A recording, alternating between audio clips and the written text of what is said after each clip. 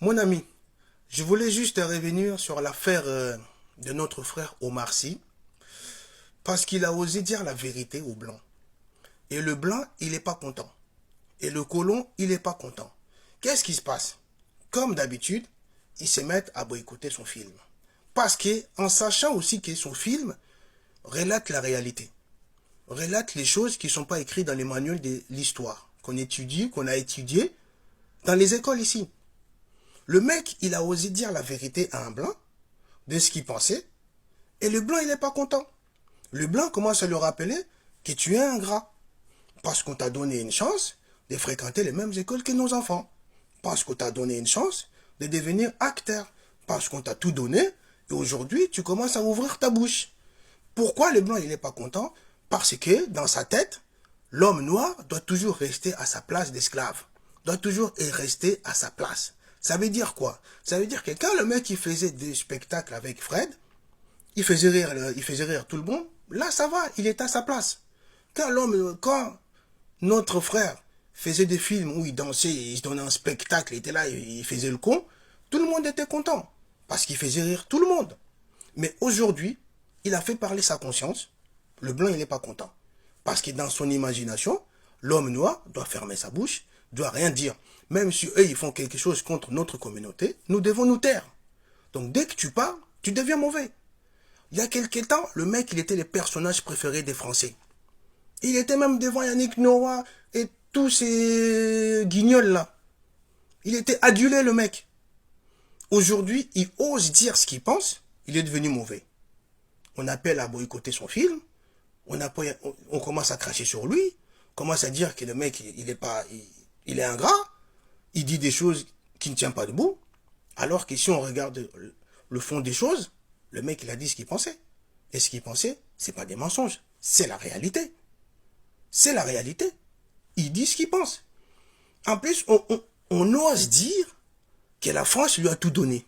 Mais attends, je n'ai jamais entendu dire que la France a tout donné à monsieur Jean Dujardin, avec tout mon respect. Obélix, il est parti vivre en Russie. Je n'ai jamais entendu dire que la France lui a vu tout donner, aujourd'hui il a fui en Russie. Non, il est tranquille. Pourquoi? Parce que ce sont des blancs. Mais quand un noir se permet d'ouvrir sa bouche, il devient mauvais. Et là, on lui rappelle les faveurs qu'on lui a accordées. Et c'est ce qui est arrivé à notre frère.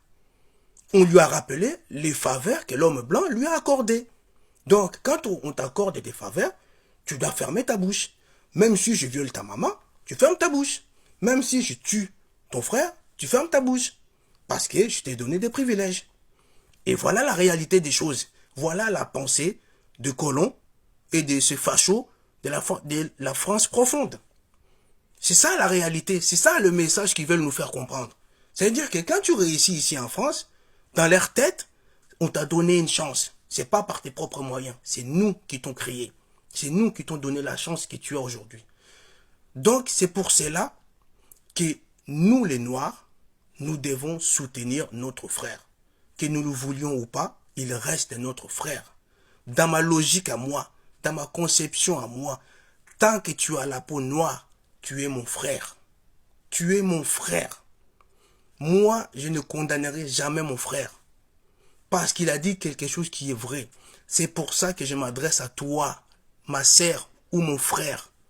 Tu dois bouger, tu dois te réveiller, tu dois arrêter d'être silencieux. La communauté doit soutenir ses enfants. Omar Sy est notre frère. Certains me diront, il ne s'investit pas trop dans la cause noire. Ça, on peut en discuter. Mais il y a une cause derrière. Mais à part ça, il reste mon frère noir. Certains me diront, oui, peut-être, je ne sais pas s'il est marié avec une blanche ou une noire, je ne sais pas. Mais il est marié avec une blanche, c'est son choix.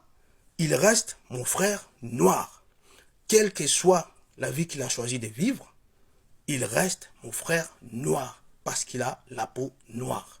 Nous devons le soutenir. Qu'on le veuille ou pas, il reste notre frère noir. Aujourd'hui, il y a une multitude de blanches qui le courent après, qui sont en train de cracher dessus.